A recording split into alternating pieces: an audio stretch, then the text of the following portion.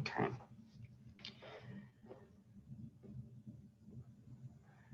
Let's see if I can do this.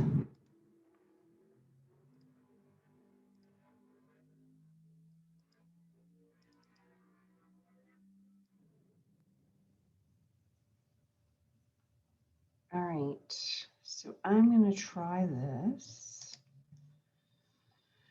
for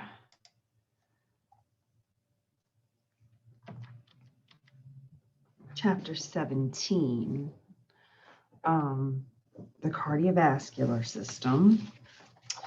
Okay, so this is going to be an overview, an A&P overview of the cardiovascular system. So some theory objectives, I'm going to describe the normal A&P of the cardiovascular system, discuss the risk factors and incidence of the cardiovascular disease, explain ways to modify risk factors for the development of cardiovascular disease, state ways in which nurses can contribute to the prevention of cardiovascular disease, describe the diagnostic test, specific techniques and procedures for assessing the cardiovascular system, identify 3 likely nursing diagnoses for patients who have common problems of cardiovascular disease, and list the expected outcomes and appropriate nursing interventions for each.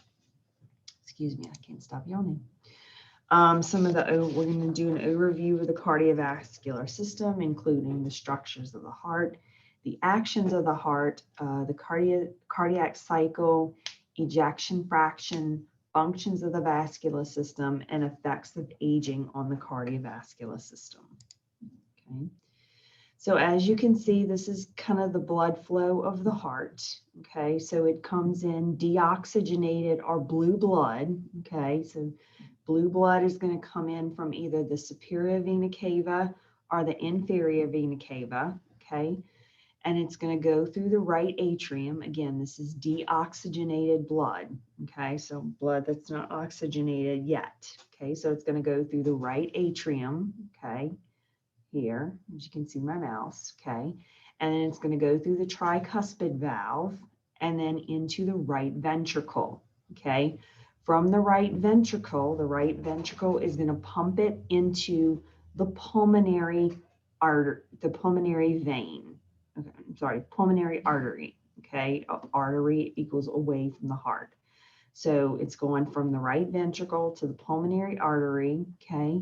And then it goes through here. This is still the pulmonary artery, and then it goes into the lung where it becomes oxygenated, okay? The blood is then oxygenated, and it goes through the pulmonary vein, okay? So the pulmonary vein is going to bring it back to the heart, okay? And now it's oxygenated, so it's red, okay? It's red blood now, it's oxygenated. So the pulmonary artery is going to bring it into the left atrium, and the blood is going to go through the mitral valve and into the left ventricle, and then into the aorta, okay, where it's pumped out to the rest of the body, okay? So it's going to go out through the aortic arch or the descending aorta, okay? Again, that's oxygenated blood, okay? So again, one more time, okay? Blood comes in deoxygenated through the superior vena cava and the inferior vena cava. It goes into the right atrium, goes through the tricuspid valve, goes into the right ventricle, okay, then goes up into the pulmonary artery. The pulmonary artery is going to send the deoxygenated to the blood to the lungs. It's going to become oxygenated in the lungs. It's going to come out of the lungs by the pulmonary vein, okay? And then the pulmonary vein is going to bring it into the left atrium. It's going to go through the mitral valve, okay? And then it's going to go into the left ventricle. And then it's going to go through the aorta, okay? The aortic arch and the descending aorta to the rest of the body, okay? The cardiac cycle consists of the contraction of the muscle, which is your systole, okay? So contraction is systole and relaxation is diastole, okay? Systole is the contraction of the muscle. Diastole is the relaxation of the muscle. The heart pumps out about 5 liters of blood every minute. The amount of cardiac output, okay, so how much the heart is putting out, depends on the heart rate, okay, the amount of blood returning to the heart, the venous return, the strength of the contraction, and the resistance to the ejection of the blood, the pressure in the arterial system. Okay, so all these things are going to determine cardiac output. Okay. Ejection fraction, okay, is the percentage of blood that is ejected from the heart during systole. Okay, systole is the contraction. Okay, so that is the percentage of blood that's being ejected from the heart. Okay, a normal ejection fraction is 50 to 70%. As ejection fraction decreases with heart failure, tissue perfusion diminishes, which means the different tissues and different organs are not getting the proper circulation and perfusion. A decreased ejection fraction causes backup of blood into the pulmonary vessels. Okay, so the heart can only take so much blood at a certain time. If that blood does not get pumped out of the heart, it's just going to continue to back up, and it's going to go into the lungs. Okay. Too much blood and the increased pressure in the pulmonary vessels can cause pulmonary edema. Okay. Stroke volume equals the amount of blood ejected by a ventricle during contraction. Okay. Contraction. Okay. So stroke volume is the amount of blood that is coming out of the ventricle, either by the right ventricle or the left ventricle, during the systolic phase or the contraction phase. Okay. Cardiac output equals stroke volume multiplied by the heart rate. Okay. So whatever the stroke volume is, whatever percentage, okay, whatever the amount of blood that's ejected by a ventricle, okay, during contraction, times the heart rate. The patient's heart rate is going to equal cardiac output. Okay, so this is the coronary arterial system. Okay, this is a front view, okay, of all the different arteries in the heart. Okay, so you have the right coronary artery, okay, the right marginal artery, okay. You have the posterior descending artery, okay.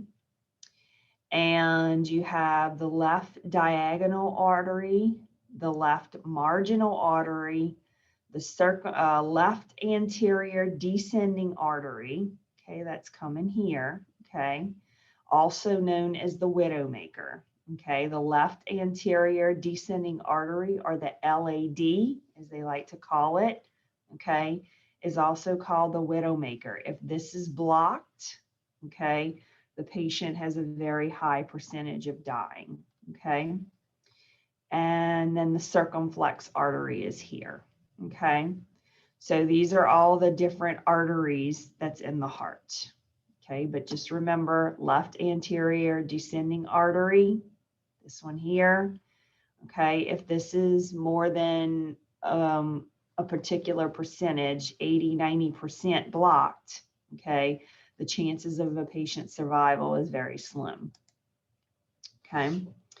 This is the venous system, the venous network that's in the artery, okay? You have the small cardiac vein, the middle cardiac vein, okay, the great cardiac vein, the coronary sinus, and the posterior vein. Okay, so this is your venous, your veins that are in the heart. Okay. The cardiac conduction system, so this is what gives the heart its electrical pumping ability. Okay, so the conduction starts off in the SA node. okay, and it goes into the AV node, okay, and from the AV node, okay, it's going to go into the left and right bundle branch, okay, into the bundle of, it's going to start in the bundle of His, and then it's going to go into the right and the left bundle branch, okay, and then it's going to go into these Purkinje fibers that's going to electrify the heart and give it that pumping. So SA node, okay, AV node, bundle of His, right and left bundle branches, and Purkinje fibers. The renin and angiotensin aldosterone system we kind of talked about in chapter 3 in fluid and electrolytes. Okay, this is what is going to maintain your blood pressure, okay, in your body. Okay, so this is a concept map of the renin angiotensin aldosterone system, otherwise known as the RAS system. Okay. And it's on figure 17.6 on page 372. Okay, so this is what's going to happen. So you're going to have some type of hypovolemia in the body. Okay, the body's going to lose volume in some way, shape, or form. Okay, either by renal ischemia or decreased sodium ion concentration of the blood. Okay, the renin produced by specialized cells in the juxtaglomerular apparatus of the kidney. Okay, so renin is, when this happens, when this hypovolemia happens, renin is going to be produced by the kidneys. Okay, and then renin is going to combine with angiotensin, which is produced by the liver. Okay, angiotensin is produced by the liver, renin is produced by the kidneys. Okay, renin and angiotensin are going to come together and they're going to form angiotensin 1. Okay, angiotensin 1 plus the converting enzymes in the lungs is going to form angiotensin 2. Okay, so angiotensin 1 in addition to that converting enzyme in the lungs. Okay, there's a particular enzyme, okay, that's going to, in the lungs, that's going to work with angiotensin 1, that's going to create angiotensin 2. Okay, so when you have angiotensin 2, okay, then you have peripheral vasoconstriction. So all of your veins, all of your vessels are going to start to constrict.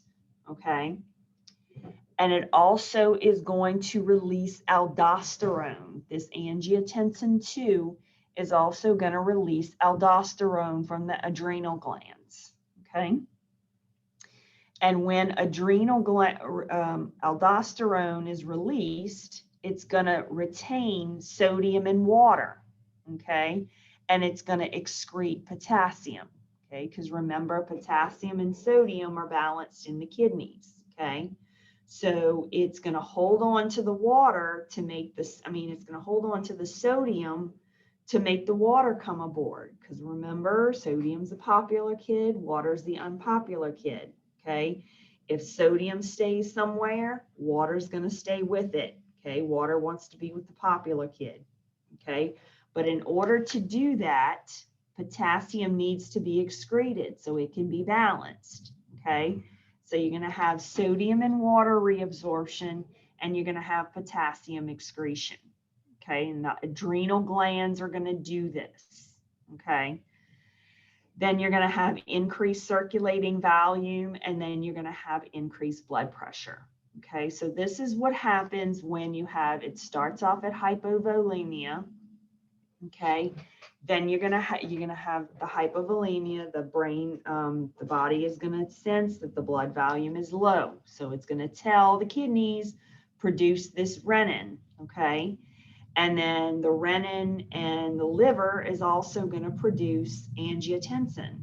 Okay, so then the liver producing the angiotensin and the kidneys producing the renin are going to, this renin and angiotensin are going to come together. Okay, and produce angiotensin 1.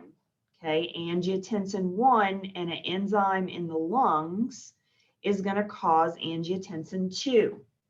Okay, then angiotensin 2, this is what's going to actually cause your vasoconstriction. Okay, so it's going to cause out the peripheral vasoconstriction all over the body. And it's also going to cause this aldosterone release from the adrenal glands to hold on to sodium and water. You hold on to sodium and water, you will increase your volume. And in the lasting effect being increased blood pressure.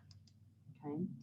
Blood pressure, okay. Arterial blood pressure is going to be your systolic, which is your contraction phase, and your diastolic phase, which is your relaxation phase.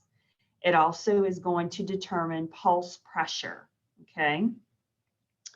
Renin, and then we talked about renin and angiotensin, okay, coming together, okay, and forming angiotensin 1, okay. The sympathetic nervous system is also going to play a part in blood pressure.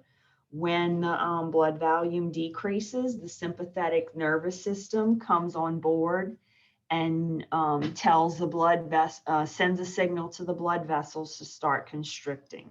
Okay. And atherosclerosis is a condition in which the plaque formation, okay, the blood vessels are constricted in some sort of way, either by plaque formation, by disease process, or an autoimmune disease.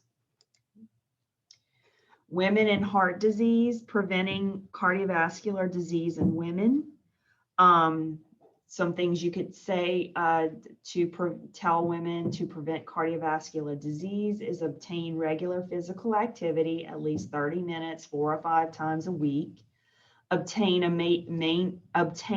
maintain a healthy weight because it reduces the chance of type 2 diabetes. Okay, type 2 diabetes can eventually cause heart disease if it's uncontrolled. Okay, these factors play an even larger role in the prevention of heart disease in women than in men. Okay. Causes of some cardiovascular disorders, they can be either congenital, which means they are born with them, or acquired, which means they got them from another disease, from an overdose of medication. Okay, they acquired the cardiovascular disorder some way. Okay, heart failure is a cause, okay, of a cardiovascular disorder. Of course, if the heart can't pump like it should, okay, then it's going to mess up the entire cardiovascular system. Okay, dysrhythmias, okay, if there's a funky heart rhythm going on, okay, the heart's not beating like it should, therefore the cardiovascular system is going to suffer and the tissues are not going to properly get perfused. Okay, infection and inflammation is also a cause of cardiovascular disorder. Okay, infection and inflammation can destroy blood vessels. Okay, so if the blood vessels are destroyed by infection and inflammation, okay, they're not going to properly be able to perfuse the system. Obesity, a sedentary lifestyle, and stress are also causes of cardiovascular disorders. Okay, again, all this is going to put stress on the heart, undue stress on the heart, and the heart's not going to be able to pump like it should, decreasing perfusion to the organs. Warning signs of a heart attack. We've all heard it before. Chest discomfort, a feeling of tightness, pressure, or crushing or squeezing pain lasting more than a few minutes. Or it comes back. In women, okay, women, most of the time, their discomfort is going to be in the middle of their chest, okay, or it might be in their jaw or in their back, okay. Pain or discomfort can also happen in other areas of the upper body, including arms, shoulders, back, neck, jaw, or even the top of the stomach. Shortness of breath may occur with or without chest discomfort. The patient may break out in a cold sweat, nausea or lightheadedness with or without chest comfort, and a feeling of impending doom that doesn't go away. Okay, so literally feeling like they're going to die. Okay, chest pain unrelieved by prescribed doses of nitroglycerin. Okay, if they had chest pain and they had nitroglycerin at home and they took it and it's still unrelieved, okay, they need to call 911 or an emergency number and get to the nearest emergency room as soon as possible. Time is of the essence in a heart attack situation. Some risk factors for cardiovascular disease. We have non-modifiable, which means they can't help it. It can't be helped or changed.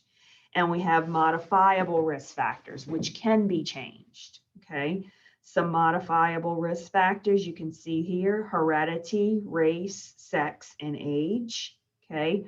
Modifiable risk factors: obesity, high cholesterol, hypertension, diabetes, cigarette smoking, sedentary lifestyle, excessive stress, excessive alcohol intake, and cocaine use. Okay. Metabolic syndrome components, okay, that can also contribute to cardiovascular disease. An elevated waist circumference indicating abdominal obesity.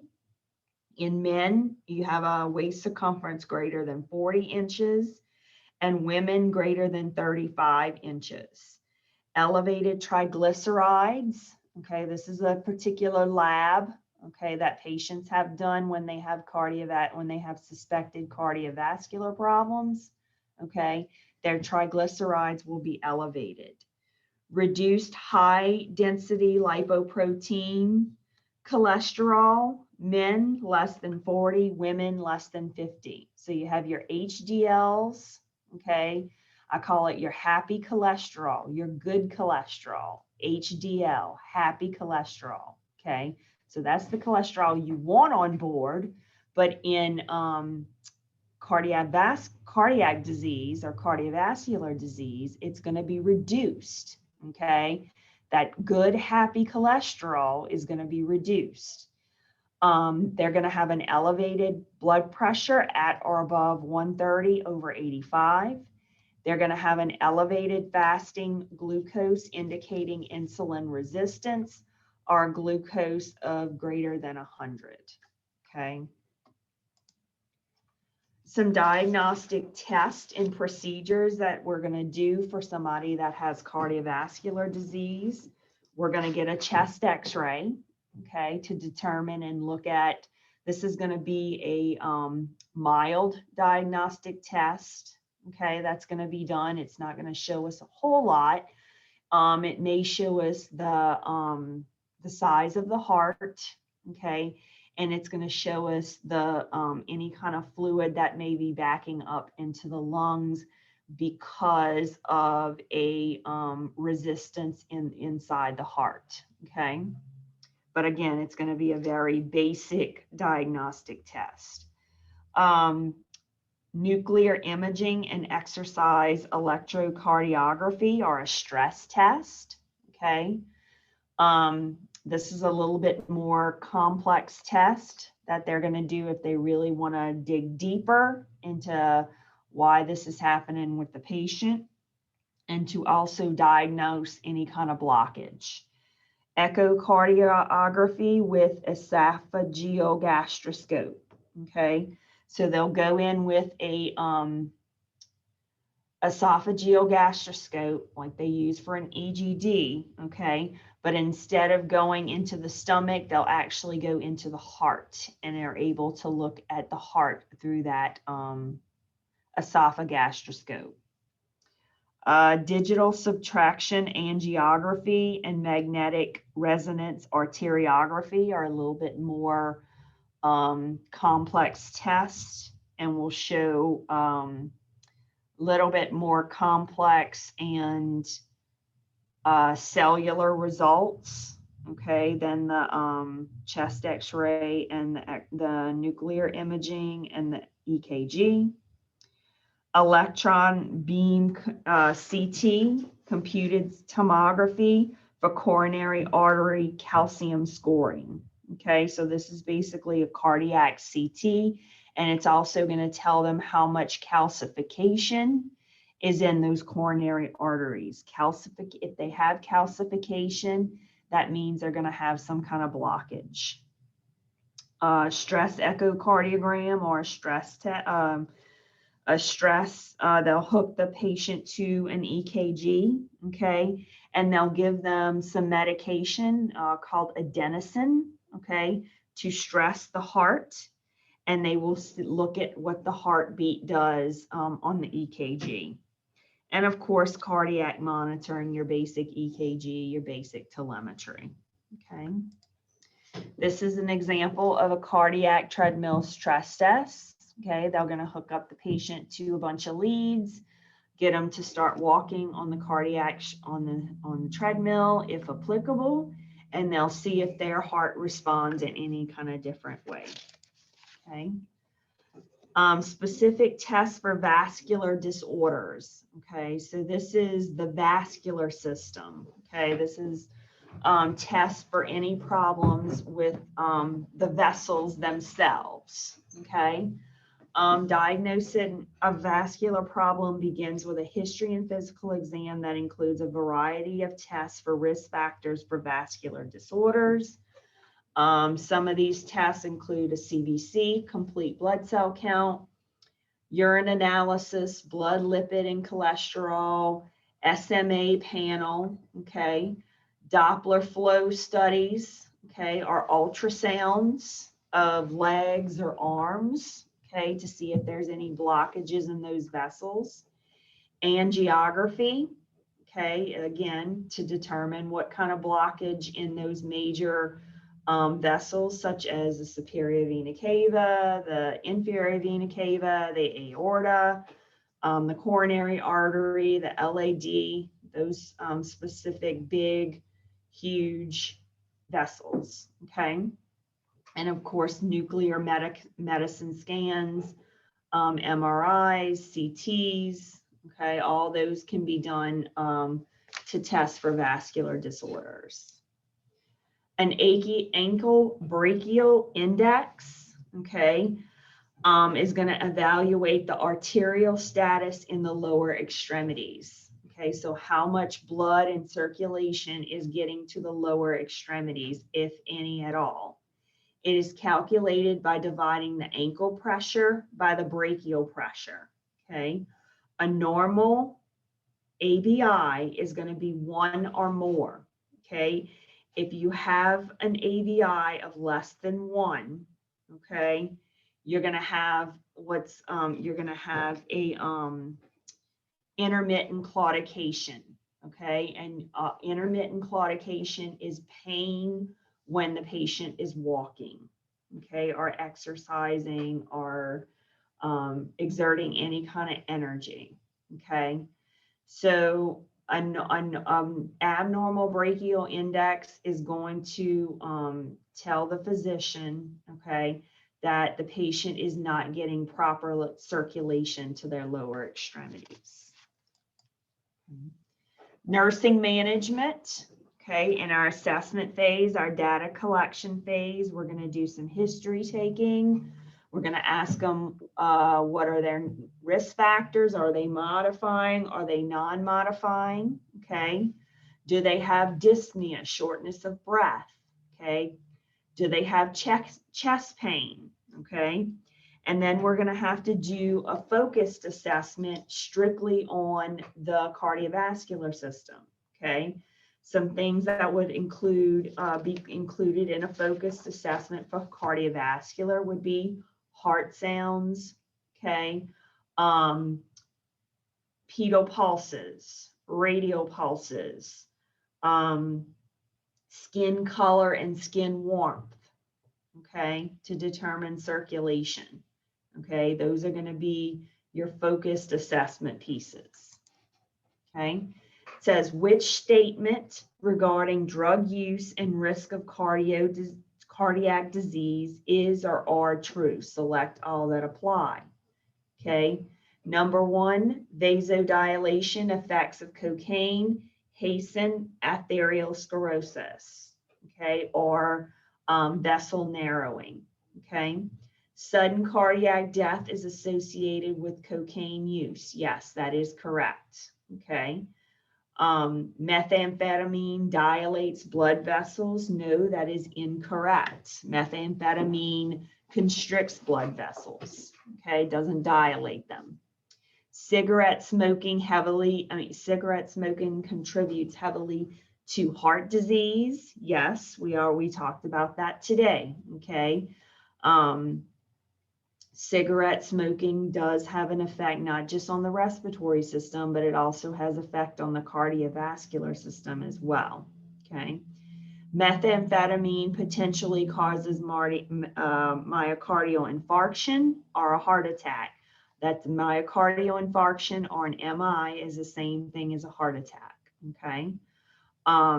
Myocardial, okay, that means the cardiac muscle, and infarction means a death in the tissue, okay. So a death in the tissue of the heart muscle, okay, are also known as a heart attack, okay. So the answers to this question, okay, is going to be 2, sudden cardiac death is associated with cocaine use because cocaine is a vasoconstrictor, okay. 4, cigarette smoking contributes heavily to heart disease, and 5, methamphetamine potentially causes myocardial infarction.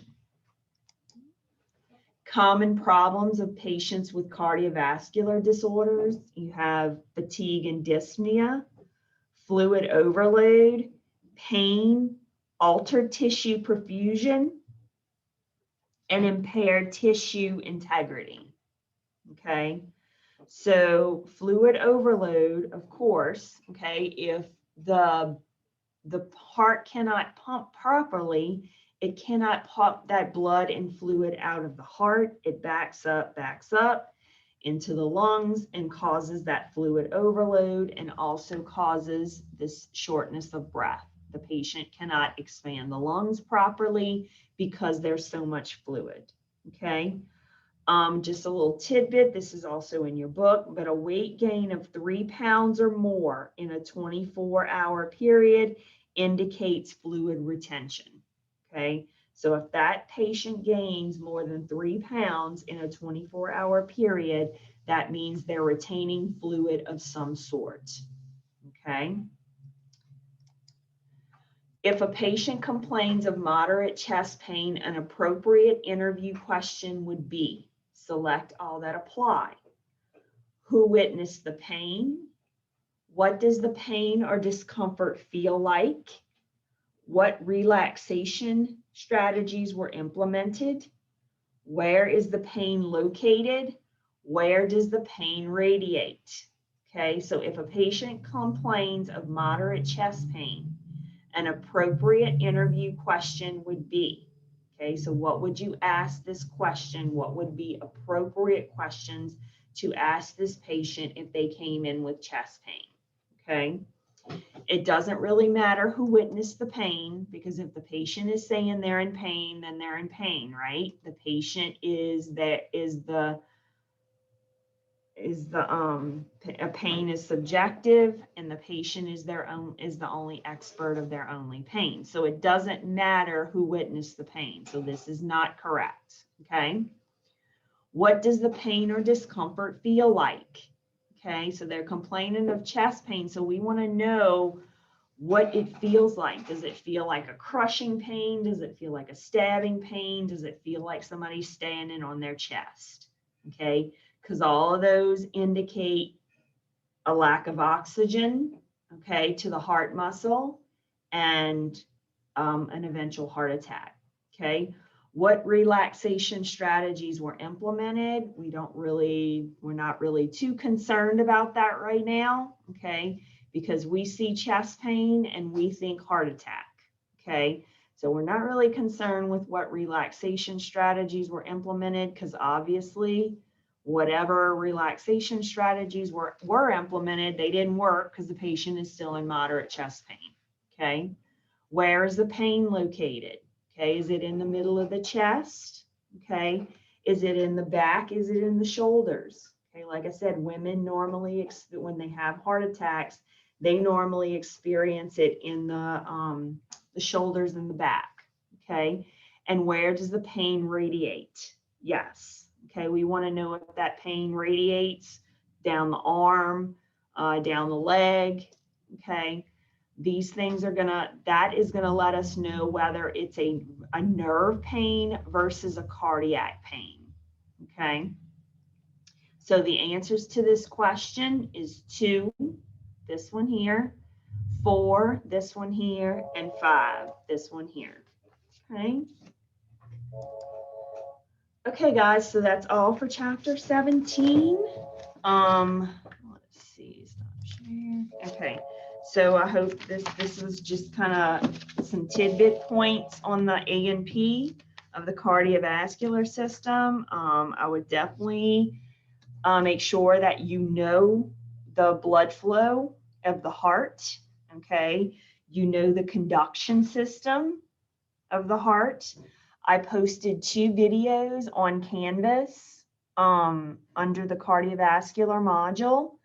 Okay.